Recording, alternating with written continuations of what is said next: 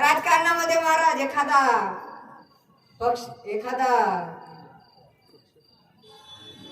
पक्षाचा कार्यकर्ता 5 मिनिटं पाण्यात भिजत होता तर आपले शेतकऱ्याची मुलं त्याचा व्हिडिओ काढण्यात महाराज मग्न होते. अरे तुझा बाप शेतकरी आपल्या शेतामध्ये शेतातलं पीक कुजबुजून सोडू नये म्हणून दिवसभर त्या पाण्यात भिजत होता.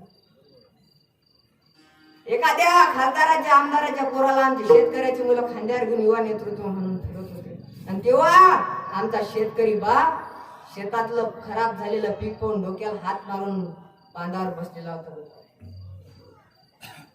एखाद्या खासदाराच्या आमदाराच्या पोराला खांद्यावर घेऊन आमची मुलं फिरत होती. एक युवा नेतृत्व म्हणून फिरत होते.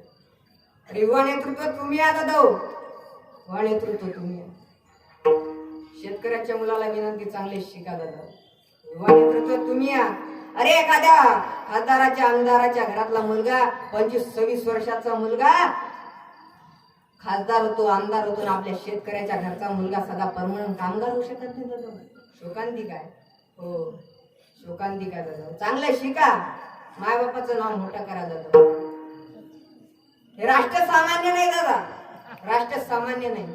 प्रत्येक आईने आपल्या मुलाला सांगावं बाळा हा देश सामान्य नाही. हा भगवान श्रीकृष्णाचा देश आहे. राष्ट्र सामान्य नाही. हे भगवान श्रीरामाचं राष्ट्र आहे. हे राष्ट्र देवतांची